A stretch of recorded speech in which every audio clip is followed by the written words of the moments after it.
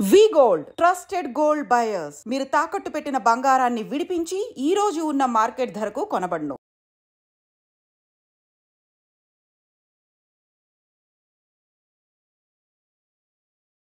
నమస్కారం, welcome to I dream ధర్మ మార్గం కార్యక్రమానికి స్వాగతం. నేను మీ విజిత. ప్రస్తుతం మనతో పాటు ఉన్నారు బ్రహ్మశ్రీ ప్రముఖులు బ్రహ్మశ్రీ కొడగండ్ల రాధాకృష్ణ శర్మ గారు. ఇప్పుడు వారితో మాట్లాడి మరిన్ని విషయాలు తెలుసుకుందాం. మన సందేహాలన్నింటినీ కూడా నివృత్తి చేసుకునే ప్రయత్నం అయితే చేద్దాం. నమస్కారం గురుగారు. నమస్కారం గురుగారు. మనం ఇంతకు ముందు మాట్లాడుకున్న వీడియోలో మొత్తం అసలు నవరాత్రులు అంటే ఏంటి, అమ్మవారిని ఏ రకాల పుష్పాలు ఏంటి, ఆ ప్రాసెస్ అంతా కూడా మాట్లాడుకున్నాం. అయితే ప్రత్యేకించి ఈ వీడియోలో మీరు ఆ వీడియోలో చెప్పారు, అమ్మవారిని నవదుర్గలుగా ఆరాధిస్తుంటాము. 3 రోజులు శక్తి అని చెప్పి, ఇంకొక 3 రోజులు లక్ష్మి, తర్వాత 3 రోజులు జ్ఞానం, ఇలా చెప్పారు. నవదుర్గలకి అమ్మవారి రూపాలకి వ్యత్యాసం ఏంటి, సంబంధం ఏంటి, అసలు నిజంగా ఒక్కొక్క రోజు అమ్మవారిని మనం ఏ రకంగా ఆరాధించాలి, వాటన్నిటి గురించి కూడా తెలియజేయండి. యశివో నామరూపాభ్యాం యా దేవి సర్వమంగళ తయో సంస్మరణాత్ పుంసాం సర్వతో జయమంగళం. అందరికి కూడా జయము కలగాలి, శుభం కలగాలని అమ్మవారిని ప్రార్థన చేస్తూ, దేవీ నవరాత్రి ఉత్సవములు చాలా అత్యంత విశేషమైనటువంటివి. ఈ నవరాత్రి ఉత్సవములు అనేక దేశాల్లో, అనేక ప్రాంతాల్లో అనేక రకములుగా చేస్తుంటారు. ఎందుకు అనేక రకము అంటే దేశకాలమాన పరిస్థితులు అంటారు. అక్కడ మాట్లాడే భాష కావచ్చు, వాళ్ళ సాంప్రదాయంలో ఉండే ఆచారాలు కావచ్చు. ఒక ప్రాంతంలో చలిగా ఉంటుంది, ఒక వేడిగా ఉంటుంది, ఒక దగ్గర వర్షం పడుతూనే ఉంటుంది. దాన్ని బట్టి కూడా కొన్ని మార్పులు ఉంటాయి. కానీ ప్రధాన మూలమంతా కూడా భగవదీ ఉపాసన, జగదంబ ఉపాసన. అలాగే శైలపుత్రి, ప్రథమం శైలపుత్రీ చ, ద్వితీయం బ్రహ్మచారిణి, తృతీయం చంద్రఘంటేతి, కూష్మాండేతి చతుర్థకం, పంచమం స్కందమాతేతి, షష్ఠం కాత్యాయనీతి చ, సప్తమం కాళరాత్రీతి, మహాగౌరీతి చాష్టమం, నవమం సిద్ధిధాత్రీ చ, నవదుర్గా ప్రకీర్తితాః అని 9 దుర్గలుగా చెప్పారు. శైలపుత్రి, బ్రహ్మచారిణి, చంద్రఘంట, కూష్మాండ, స్కందమాత, కాళరాత్రి, కాత్యాయని, మహాగౌరి, సిద్ధిధాత్రి అని ఇది ఒక విధానంలో వరుస క్రమంలో ఉంది. ఇది ఇదంతా కూడా అమ్మవారు పార్వతి. పార్వతి అమ్మవారు భగవంతుడి కోసమే, శివుడి కోసం ఉపాసన చేసి అనేక రకములుగా మార్పులుగా ఉన్నవే మార్పు. ఈ రూపాలన్నీ కూడా కొన్ని అమ్మవారు శంకరుణ్ణి పొందడం కోసమై అనేక మార్పులుగా ఉపాసన చేసిన విధానంలో వచ్చినటువంటివి. అలాగే కొన్ని అమ్మవారు శంకరుని పెళ్లి చేసుకున్నాక వచ్చినటువంటి రూపాలు. స్కందమాత అని ఉంటుంది అమ్మవారు. 5వ రూపము స్కందుడు అంటే మనకు సుబ్రహ్మణ్య స్వామి, అంటే స్కందుడి తల్లిగా. ఆ స్కందమాతను అర్చించినట్లయితే కాలసర్ప దోషాలన్నీ పోతాయని, కుజ దోషాలు అంటారు కొన్ని, ఆ దోషాలన్నీ పోతాయని పెద్దవాళ్ళు చెప్పారు. మనం ఒక్కొక్క రూపంలో ఉన్న అమ్మవారిని ఒక్కొక్క రకంగా కోరిక కావచ్చు, ఇబ్బందే కావచ్చు కొలుస్తాం. కోరిక అనేది ఎప్పుడు ఎలా ఉంటుందంటే, ఆదిశంకరులు ఒక మాట చెప్పారు. భగవత్పాదులు మత్సమ పాతకీ నాస్తి పాపఘ్ని త్వత్సమానహి ఏవం జ్ఞాత్వా మహాదేవి యథాయోగ్యం తథా కురు అని అమ్మవారి ఉపాసన చేసి చేసి చేసి అమ్మవారి దేవి అపరాధ క్షమాపణ స్తోత్రం అనే ఒక స్తోత్రంలో చివరి మాటగా ఇప్పుడు చెప్పినటువంటి మాట చెప్పారు. చిన్న మాట చివరిగా చెప్పారు, యథాయోగ్యం తథా కురు. ఏది యోగ్యమైతే అది చెయ్యి. నేను బోల్డ్ చెప్పాను, చాలా విషయాలు కోరికలు కోరుకున్నాను, కానీ ఇందులో నేను కోరుకున్న దాంట్లో నేను ఇంకా గొప్ప వాడిని అవుతానేమో నాకు తెలియదు. మనం చిన్న కోరిక కోరుకున్నాం, కానీ నేను దేనికి యోగ్యుడనో అది నాకు ఇవ్వు. అది చాలా ఉత్తమ కోరిక, అది నిస్వార్థంగా ఉంటుంది. కోరికలు కోరుకోవడంలో తప్పేం కాదు, కానీ అది కొంత స్వార్థం తక్కువగా ఉండాలి. మనం చేసే సమర్పణ భావం, న్యాయం ఉండాలి. మన పూజ అంటే కూడా సమర్పణ, మన మనసు సమర్పణ చేయడం. ఎన్ని వస్తువులు పెట్టామా, ఎన్ని పళ్ళు పెట్టామా, ఎన్ని పూలు పెట్టామా అనేది కొంతవరకు ఆలోచన, కానీ వాటన్నింటికంటే భక్తి శ్రద్ధా సమన్వితాన్, ఆ పెట్టేటువంటి వస్తువులు భక్తి చేత, శ్రద్ధ చేత, సమర్పణ భావనతో సమర్పణ చేయాలి. అమ్మ చిన్నపిల్లోడికి అన్నం పెడుతూ వస్తువులు అయిపోతున్నాయి అనే భావం ఉండదు, ఇంకా ఏమైనా పెడదామా, ఈ పిల్లోడు వీడికి ఇంత భోజనం పెడుతున్నాను, రేపు నాకేం చేస్తాడు కూడా ఆలోచించదు తల్లి. నిస్వార్థంగా ఉంటుంది. భగవంతుడికి భక్తుడికి అలాగే ఉండాలి. ఇది నీ సమర్పణ, నాకు ఇంత గొప్ప జన్మనిచ్చావు, అవును, నేను చేసేటువంటి భాగ్యాన్ని నాకు ఇవ్వు. ఆ తర్వాత నా యొక్క అదృష్టాన్ని బట్టి, మా పూర్వజన్మ సుకృతాన్ని బట్టి, పెద్దవాళ్ళు చేసిన మంచిదాన్ని బట్టి, సమాజంలో నేను ఏదైతే ఎక్కడైతే పరిసరాల్లో బ్రతుకుతున్నానో దాన్ని బట్టి కూడా నాకు ఆ విలువ వచ్చేస్తుంది. చాలా మహాత్ముడు గొప్ప పండితులు కూడా ఉన్నారు, అనేక ఐశ్వర్యం ఉన్నవాళ్ళు ఉన్నారు, కామ్గా ఉంటారు, ఏం ఆలోచన ఉండదు వాళ్ళకి. కానీ కొందరు కొంచెమే ఉంటుంది, ఎక్కువ చేయడానికి ఉంటుంది. అలా అమ్మవారిని 9 దుర్గలుగా, నవదుర్గలుగా చేస్తూ, అందులో 3 భాగాలుగా చేస్తూ శక్తి, లక్ష్మి, బుద్ధి, కాళి, లక్ష్మి, సరస్వతి, మహాకాళి, మహాలక్ష్మి, మహాసరస్వతి, త్రిగుణాత్మక స్వరూపం.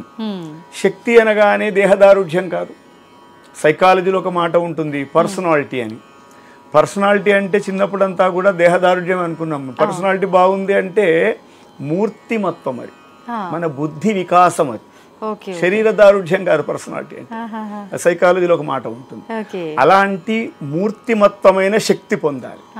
కొందరు చాలా గొప్ప దారుఢ్యంతో ఉంటారు, కొందరు చిన్నగా ఉంటారు, కానీ వాడి బుద్ధి గొప్పగా ఉండొచ్చు. కనుక దేహదారుఢ్యంతో పాటు మంచి శక్తి రావాలి, ఆ శక్తి అమ్మవారిస్తుంది. అలాగే ఐశ్వర్యం కూడా అంతే. లక్ష్మీ అమ్మవారి యొక్క అనుగ్రహం మనకు ఉపయోగపడే ద్రవ్యం కావాలి. ఆ ద్రవ్యము లోపల దాచుకుంటే ఏం వచ్చేది లేదు, ఉపయోగపడాలి. నువ్వు అనుభవించు, నలుగురికి ఉపయోగపడేట్టుగా చేసుకో, కొంచెం దాచుకో. ఆ ఐశ్వర్యాన్ని, అటువంటి లక్ష్మి. అలాగే సరస్వతి జ్ఞానప్రదాత స్వరూపిణి, బుద్ధి ఇచ్చేటువంటి అమ్మ గనక ఆ బుద్ధి ఇచ్చే సరస్వతిని కూడా మంచి బుద్ధి ఇచ్చేట్టుగా మనము చేసేట్టుగా ఈ 3 రకాలుగా ఉపాసన చేస్తూ, మనకు ఇక్కడ పెద్దవాళ్ళు చెప్పింది, శాస్త్రంలో చెప్పిన మాట, ఈ 9 దుర్గలుగా, ఈ దుర్గల్ని మనకు ఆయా దేవాలయాలను బట్టి, విజయవాడలో ఒక రకంగా, జోగులాంబ గద్వాల్ అక్కడ ఒక రకంగా, అలాగే శ్రీశైలంలో ఒక రకంగా, వేములవాడలో రాజరాజేశ్వరి సహిత రాజరాజేశ్వర స్వామి, అలా భద్రకాళి వరంగల్లో, కొందరు మా ఊళ్ళమ్మ, తలుపులమ్మ, అమ్మవారి గ్రామదేవతలు ఉంటారు ఒక్కొక్క చోట. అలాగే 18 శక్తిపీఠాలు ఉన్నాయి. ఆ శక్తిపీఠాల్లో వాళ్ళ దేవా, అక్కడ బ్రహ్మచారిణి దుర్గా అమ్మవారు, ఆ బ్రహ్మచారిణి దుర్గను 2వ రోజు గాయత్రి అమ్మవారుగా ఉపాసన చేస్తుంటారు కొన్ని చోట్ల. ఇలా మొత్తం 9 దుర్గలను వస్తూ లక్ష్మిగా, లలితా త్రిపుర సుందరిగా, మహాలక్ష్మిగా, రాజరాజేశ్వరిగా, మహిషాసురమర్దినిగా చేస్తూ చివరగా అమ్మవారిని విజయదశమి రోజు రాజరాజేశ్వరి అమ్మగా కొలుస్తూ ఉంటారు. ఓకే గురుగారు, మీరు ఇందాక అన్నారు ఈ అమ్మవారిని ఈరోజు పూజిస్తారు, ఈ అమ్మవారిని ఈరోజు పూజిస్తారు, ఒక్కొక్క ప్రాంతాన్ని బట్టి, ఆచారాన్ని బట్టి కూడా పూజిస్తారు. మరి నిజంగా ఏ రోజు ఈ అమ్మవారిని ఏ రకంగా పూజించాలి అంటే కొంచెం అన్న దానిపైన అవగాహన ఉండాలి కదా, అవన్నీ కూడా డే వైజ్గా కొంచెంగా వివరించండి. మనకు శరత్కాలే మహాపూజ క్రియతే యాచ వార్షికి అని ఒక మాట ఉంటుంది. శరత్కాలము అంటే ఈ శరదృతు ఆరంభమైనప్పటి నుండి శరత్కాలము అంటారు. మనకు మొత్తం 6 ఋతువులు, 2 నెలలకు ఒక ఋతువు వస్తుంది, 12 మాసాలు కనుక. ఈ వర్ష ఋతువు అయిపోగానే, కంప్లీట్ కాగానే మనకు శరదృతువు ఆరంభమవుతుంది. శరదృతువు అంటే ఆశ్వేజ మాసము, కార్తీక మాసం, ఈ 2 శరదృతువులో ఉంటాయి కనుక శరదృతువులో ఉంటాయి. కానీ శరన్నవరాత్రులు అని, శారదా నవరాత్రులని, దేవీ నవరాత్రులని అనేక పేర్లు ఉంటాయి.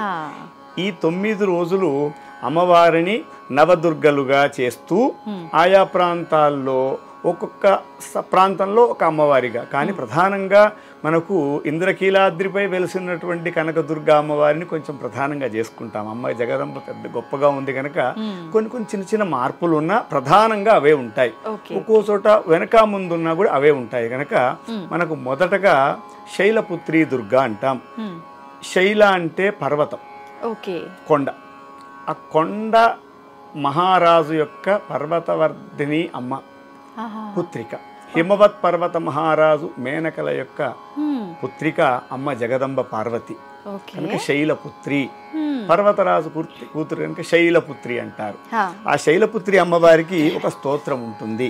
వందే వాంఛిత లాభాయ చంద్రార్ధకృత శేఖరాం వృషారూఢాం శూలధరాం శైలపుత్రీం నమామ్యహం అని అమ్మవారిని పూజ చేస్తూ, అదే రోజు బాలా త్రిపుర సుందరిగా అమ్మవారిని అర్చన చేస్తాం. ఓకే. బాల అంటే చిన్న చిన్న చిన్న అమ్మవారుగా ఉంటుంది. మనకు అక్కడ పటాలు కనిపిస్తుంటాయి అమ్మవారి రూపంగా ఒక చిన్న పాపగా. ఎందుకంటే అమ్మవారి అర్చనలో ప్రధానమైనటువంటి విషయం కుమారి పూజ. కుమారి అంటే దాంట్లో ఏం చెప్పారంటే ఒక్క సంవత్సరం పాప కాకుండా రెండో వర్షం అంటే సంవత్సరం, రెండో సంవత్సరము 2 నుండి 10 సంవత్సరాల వరకు మధ్యలో 9 ఉంటాయి. ఆ 9 వరుసగా నవకుమారిలుగా 9 దుర్గా రూపంలో వాళ్ళని అర్చన చేస్తాం. ఇది అన్ని ప్రాంతాల్లో చేస్తుంటారా గురుగారు? ఎక్కువగా ఇది మార్వాడి సాంప్రదాయంగా అయితే విన్నాను నేనైతే. ప్రతి చోట ఉంది. దేవాలయాల్లో విజయవాడ లాంటి శ్రీశైలం లాంటి దేవాలయాల్లో కూడా ఉంటుంది. ఎక్కడైతే అమ్మవారిని చాలా విశేష అర్చనలో చేస్తాం అక్కడ ఉంటుంది. మనం గృహంలో చేసుకునే దాంట్లో కూడా కుమారి పూజ తప్పకుండా ఉంది. దీన్ని మనం చాలా గొప్పగా ఆలోచిస్తే మన ఇంట్లో ఒక ఆచారం, చిన్న పాపకు పూజ చేయడం సాంప్రదాయం ఆరంభమవుతుంది. మన ఇంట్లో మగపిల్లలు ఉన్నారనుకోండి, ఇంత గొప్పగా చూడాలా అమ్మాయిని, ఆడపిల్ల ఇంత ఉన్నతంగా చూడాలా, దేవతా స్వరూపంగా. ఇది మనం పెట్టింది కాదు, మన మీద వాళ్ళు చూడాలని పెట్టింది కాదు. పూర్వం పెద్దవాళ్ళని నిర్ణయించి పెట్టారు. ఎందుకంటే స్త్రీలు ఎప్పుడు ఉన్నత భావంతో ఉండాలి. అలా ఉండడం ద్వారా జగత్తు క్షేమంగా ఉంటుంది. ఎక్కడైనా ఎవరైనా ఉండొచ్చు ఇబ్బందిగా, కానీ వాళ్ళ మనసు కూడా వెన్ననే. ఆ సమయానుకూలంగా వాళ్ళు మారుతారు. కాకపోతే స్త్రీ సహనంగా ఉన్నతంగా ఎక్కడైతే ఉంటుందో ఆ గృహము ఉన్నతంగా ఉంటుంది, చాలా గొప్పగా ఉంటుంది. స్త్రీలనే కాదు, ఎవరైనా ఆనందంగా నవ్వుకుంటూ ఉండాలి. ₹1 ఖర్చు లేదు. మనకి ఏదైనా బాధ ఉంటే కొంచెం దాచుకోవాలి, అవసరమైనప్పుడు ప్రకటన చేయాలి. ప్రతిసారి నీకుండే బాధలు చెప్పుకో, నీలో ఉండి నీకు జరిగే మంచి ఉంటుంది, అది కొంచెం చెప్పు. అలా చెప్పడం ద్వారా వచ్చిన వాడికి ఉత్సాహం వస్తుంది. నేనేదో నా బాధ చెప్పుకొని వస్తే వీళ్ళు చెప్తున్నారు అనుకుండా మనము త్రిపుర సుందరి కుమారి పూజలో అమ్మాయి పేరు, వారికి ఒక పేరు పెట్టారు. ఆ రెండో వర్షంలో 2 సంవత్సరాల పాపకి కుమారిక లేదా కుమారి అనేటువంటి నామధేయాన్ని పెట్టి ఆ అర్చన చేయడం ద్వారా ఐశ్వర్యం కలుగుతుంది వాళ్ళకి అని చెప్పారు. ఇది కుమారి పూజ ప్రతిరోజు చేయాలి. ప్రతిరోజు ఒక్కొక్క రోజు ఒక్కొక్క పేరుగా చెప్పారు. ఇది 2వ వర్షం, 1వ సంవత్సరం వదిలిపెట్టేసేయాలి. 2వ సంవత్సరం నుంచి ఆ పాపకు ఉంటుంది. ఎందుకంటే మొదటి సంవత్సరం అంతా ఆ పాపకి ఏం తెలియదు, చిన్న పాప కనుక. తర్వాత ఇది హస్తా నక్షత్రంతో ఆరంభమవుతుంది. పాడ్యమి, ఆశ్రయ శుద్ధ పాడ్యమి రోజు ఆరంభమవుతుంది. అలాగే 2వ రోజు విద్య అంటారు. హస్త వెళ్ళి చిత్తా నక్షత్రం ఆరంభం. ఆ రోజు చిత్తా నక్షత్రం ఉంటుంది. ఇది దాదాపుగా ఇలాగే ఉంటుంది, ఇంకా మార్పు ఉండదు. ఆ విద్య రోజు చిత్తా నక్షత్రం రోజు అమ్మవారు బ్రహ్మచారిణి దుర్గగా ఉంటుంది. బ్రహ్మచారిణి దుర్గగా ఉండడం అంటే అమ్మవారు శివుని కోసం తపస్సు చేస్తూ ఉంది, ఇంకా వివాహం కాలే పార్వతి అమ్మవారికి, తను బ్రహ్మచారిణిగా ఉంది అని చెప్తారు. అలా ఆ అమ్మవారిని మనం ఇంకొక అవతారంగా రూపంగా చేసినప్పుడు గాయత్రి అమ్మవారిగా ఉపాసన చేస్తారు. గాయత్రి అంటేనే నా గాయత్ర్యా పరం మంత్రం నా మాతు పరదైవతం అంటే వేద మంత్రములలో గాయత్రి మంత్రం చాలా ఉన్నతమైందని చెప్తారు. మిగతాయి తక్కువ అని కాదు, ఇది బాగుంది దీనికంటే ఇంకొంచెం బాగుంది అని చెప్పడం. కానీ గాయత్రి మంత్రం ఆడవారు చదవటానికి పనికిరాదు అని కూడా చెప్తుంటారు కదా గురుగారు. అమ్మవారికి సంబంధించిన మంత్రాన్ని, అమ్మవారి ఆదిపరాశక్తే ఆడవారు, మరి అటువంటి మంత్రాన్ని ఆడవారు ఎందుకు ఉచ్చరించరాదు? అయితే దీనికి మనకు వేద మంత్రముల గురించి కొన్ని నియమాలు చెప్పారు. ఉపనయనము ఎవరైతే చేసుకుంటారో వాళ్ళకి ఈ వేదాధ్యయనము మనకు పెద్దవాళ్ళు పెట్టారు. దాంట్లో ఉపనయనము మగవాళ్ళకే పెట్టారు, ఆడవాళ్ళకి ఉపనయనం పెట్టలే. వాళ్ళకు కొన్ని ధర్మాలు ఉన్నాయని పెట్టలే. వాళ్ళు చదవాలా చదవద్దా అనే విషయం కూడా కాదు. మనము ఉపదేశం చేస్తారు, తండ్రి ఆచార్యుడు అంటారు. ఉపనయనంలో పిల్లోడికి చేసేప్పుడు తల్లి పక్కే ఉంటుంది, కానీ పైన వస్త్రం కప్పుతాడు. తల్లి కూడా వినకూడదని, అంత గొప్ప మంత్రం. ఆడవాళ్ళు పలుకొద్దానికి చెప్పింది ఆవిడ, కానీ ఆవిడ చెప్పిందని కొన్ని లక్షణాలు ఉన్నాయి. గాయత్రి అమ్మవారితో మనం సమానంగా పెట్టుకోవడం కాదు, అది ఉపదేశంగా చేసుకోవాలి, ఉపదేశం ఉండాలి. అందుగురించి నా గాయత్ర్యా పరం మంత్రం నా మాతు పరదైవతం, అమ్మని మించినటువంటి దైవం లేదని చెప్తారు.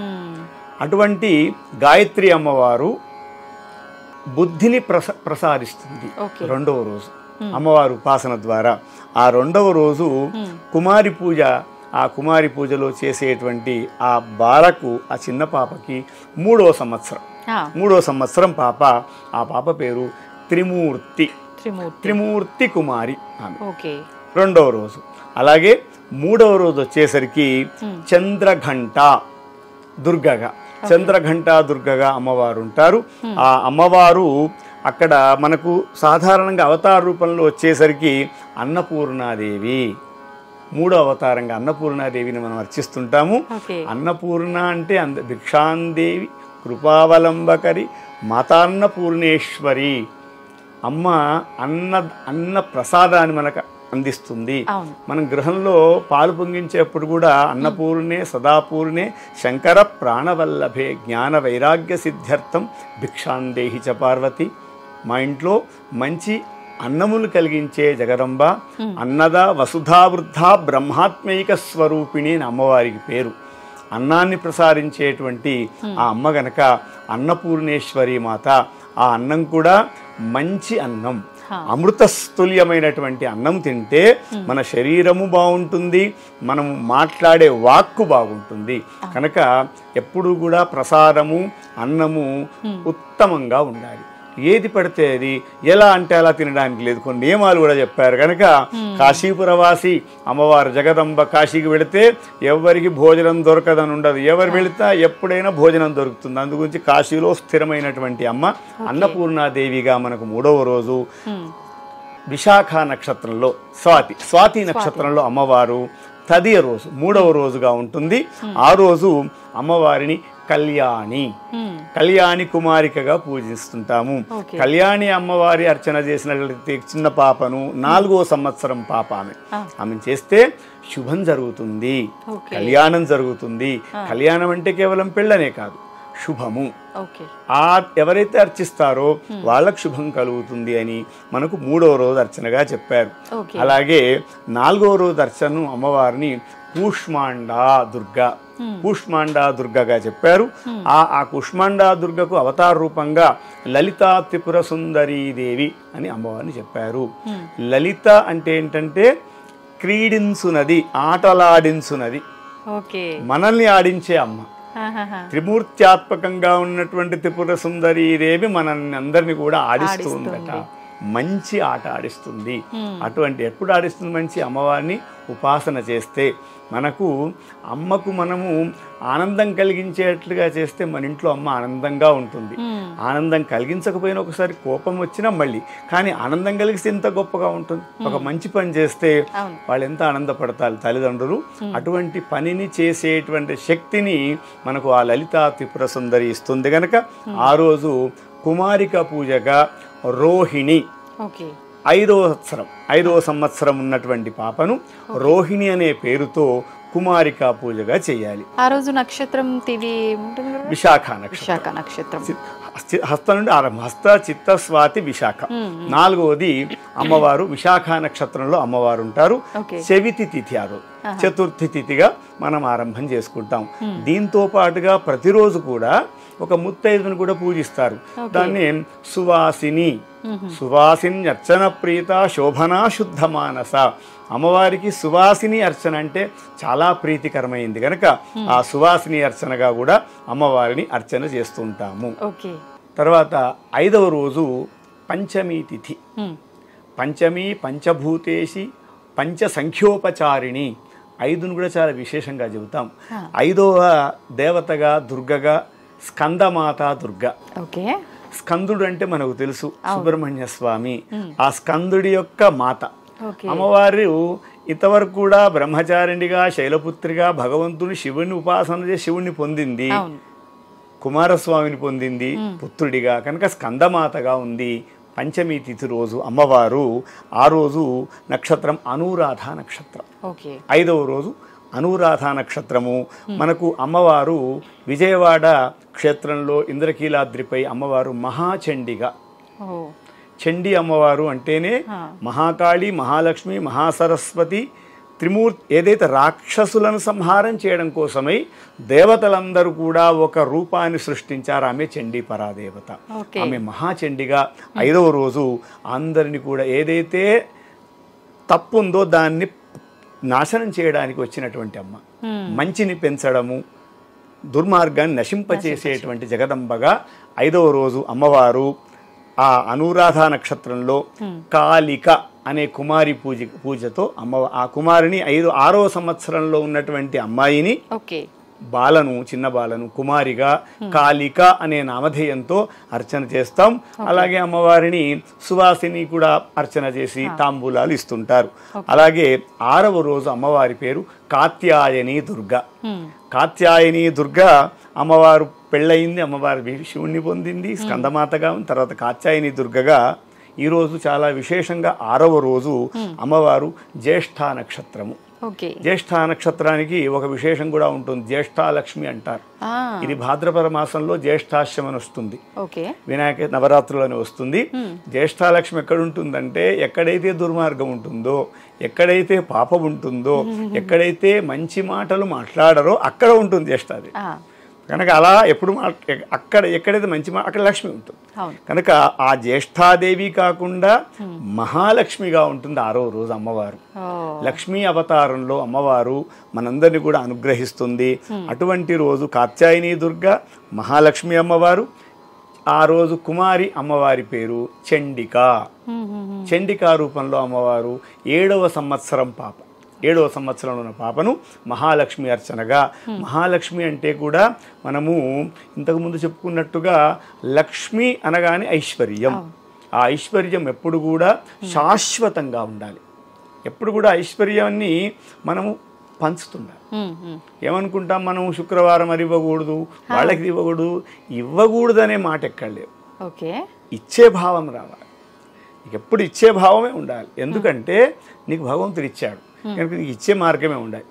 ఇస్తేనే ఇంకోటి వస్తుంది. ఇది ఖాళీ అయితే ఇంకోటి ఫ్రెష్ వస్తుంది కాదా. మనకు రావాలి, ఎప్పుడు రావాలని మనం ఇవ్వాలి. ఆ ఇచ్చే బుద్ధి రావాలి. అదే సమర్పణ. పూజ అంటేనే సమర్పణ. పూజకు డెఫినేషన్ చక్కటి పదం తెలుగులో సమర్పణ మన భావం. కనుక ఆ మహాలక్ష్మి అమ్మవారు అనుగ్రహం చేత సకల ఐశ్వర్యాలన్నీ పొందుతాం, ఉపయోగపడే ద్రవ్యం పొందుతాం. ఇది 6వ రోజు.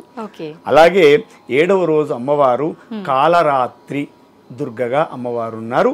ఆ కాలరాత్రి దుర్గ రోజు ఇది 7వ రోజు. ఈ రోజే నక్షత్రములన్నీ ఎందుకు చెప్పుకోవడం అంటే మనకు మిగతా నక్షత్రాలు తెలిసినా తెలియకుండా 7వ రోజు వచ్చేది మూలా నక్షత్రం. ఈ మూలా నక్షత్రం అందరికీ తెలుసు. ప్రతి నెలలో వచ్చే మూలా నక్షత్రం రోజు అనేక క్షేత్రాల్లో సరస్వతి దేవాలయాల్లో కానీ ఇంకా దేవాలయాల్లో అమ్మ సరస్వతి హోమం అవుతుంటుంది. కనుక 7వ రోజు అమ్మవారు విద్యా ప్రదాత్రిగా, విద్యనిచ్చే అమ్మవారుగా మనకు ఉంటుంది. విద్య అంటే కేవలం ABCDలే కావు. విద్య అంటే జ్ఞానం, విద్య అంటే బుద్ధి, మంచి బుద్ధిని కలగజేసేటువంటి అమ్మవారు సరస్వతి రూపంగా 7వ రోజు అమ్మవారు మహాసరస్వతి అవతారంగా ఉంటూ ఆ రోజు కుమారి పూజ 8వ వర్షం 8వ సంవత్సరం ఉన్నటువంటి పాప శాంభవి. ఆ పాప పేరు శాంభవిగా అర్చన చేస్తాం. అక్కడ అర్చన విధానంలో కూడా అమ్మాయిని కూర్చుండబెట్టి పాదాలు కడిగి పాదాలకు పసుపు పెట్టి పరాణి పెట్టి ఒక చక్కగా ఇలా ఈ దీక్ష ఎప్పుడంటే యావజ్జీవనం. ఇది 10 రోజులు 11 రోజులు 41 రోజు ఉండదు. వాళ్ళ గురువు గారు వాళ్ళకి ఇస్తారు దీక్ష యావజ్జీవనం. చాలా ఉన్నతమైన మాటలు మాట్లాడుతూ ఉండాలి. ఏ తినాలో తినాలి, ఎలా ఉండాలో అలా ఉండాలి, 10 మంచి మాటలు చెప్పాలి. అటువంటి వాళ్ళు ఉన్నారు ఇంకా కూడా. ఇప్పటికి కూడా వాళ్ళను పారుకాంత దీక్షాపరులు అంటారు. వాళ్ళు వ్యవహారంలో ఉండే పేరుతో పాటుగా గురువు గారు ఇచ్చిన ఒక పేరు ఉంటుంది వాళ్ళ పరంపరలో. ఆ పేరుతో అది రహస్యంగా ఉంటుంది. ఆ పేరు అలా దీక్షతో కూడా చేసేటువంటి 15 ఉత్సవాలు కూడా ఉంటాయి. మహర్నవమి రోజు సాయంకాలం పూజ చేయగానే అమ్మవారిని ఇన్ని రోజులు కొలిచి ఆ రోజు రాత్రే అమ్మవారిని ఉద్వాసన చేస్తారు. మొత్తంగా తీయకుండా అట్లాగే పెట్టేసి ఆ రోజు విశేష పూజలు చేసి కుమారి పూజ చేసి సువాసిని పూజ చేసి ఆ వచ్చినటువంటి బ్రాహ్మణికి అర్చన చేసి తర్వాత వచ్చినటువంటి బంధువులందరినీ కూడా భగవత్ స్వరూపంగా భావన చేసి ఆ రోజు రాత్రంతా కూడా చక్కగా నృత్యములు గీతములు ఆనందంగా భజనలు చేస్తూ అమ్మవారిని ఆనందపరుస్తూ వాళ్ళు ఆనందపడుతూ తెల్లవారి దసరాగా మనము 10వ రోజు విజయదశమిగా అమ్మవారు ఆ రోజు దశమి తిథి ఉంటుంది. శ్రవణ నక్షత్రం. కుమారి పూజలు 9 రోజులే, 10 సంవత్సరాల వరకే అయినాయి కదా, సమాప్తమైనవి. ఈరోజు ఈ 9 రోజులు అనుభవించినటువంటి ఆనందాన్ని విజయోత్సవంగా జరుపుకుంటారు. ఆ విజయోత్సవమే దసరా. అమ్మవారిని ముజ్జగంబుల గన్న మాయమ్మ అంటూ ఇంతకుముందు వరకు కూడా మనం త్రిమూర్త్యాత్మకంగా అని చెప్పాం. అవునండి. కనుక అమ్మవారిని 3 జగత్తులు 3 జగములు ఆమె అమ్మవారు పరిపాలించేటువంటి అమ్మను మనం మంగళంతో పాడుతాం. అలాగే. ముజ్జగంబుల గన్న మాయమ్మ దేవాది దేవి మంగళంబులు గొనగరావమ్మ, ముజ్జగంబుల గన్న మాయమ్మ దేవాది దేవి మంగళంబులు గొనగరావమ్మ, ముమ్మూర్తుల శక్తి నీవే ముగురమ్మల మూలమీవే, ముదితలకు మాంగళ్య రక్షణ చేసి మురిసెడు తల్లి నీవే, ముజ్జగంబుల గన్న మాయమ్మ దేవాది దేవి మంగళంబులు గొనగరావమ్మ, వారణాసి విశాలాక్షివి శ్రీ విశ్వనాథుని వామభాగమునందు వెలుగుదువే, ఘోర కల్మషహారిణి కాంచీ విహారీ కామాక్షి, భారకర సంసార బాధోత్తారిణి పద్మాక్షి దేవి, ముజ్జగంబుల గన్న మాయమ్మ దేవాది దేవి మంగళంబులు గొనగరావమ్మ, మందహాసదయా విలసితాక్షి ఆనంద మందిర మంగళ కళా మధుర మీనాక్షి, చందురుని మించిన మొగంబున చుక్క నొక్కిన ముక్కు వజ్రము, అందలడుగున అణగి మ్రోగ ఆత్మజుల మమ్మేల రావా, ముజ్జగంబుల గన్న మాయమ్మ దేవాది దేవి మంగళంబులు గొనగరావమ్మ,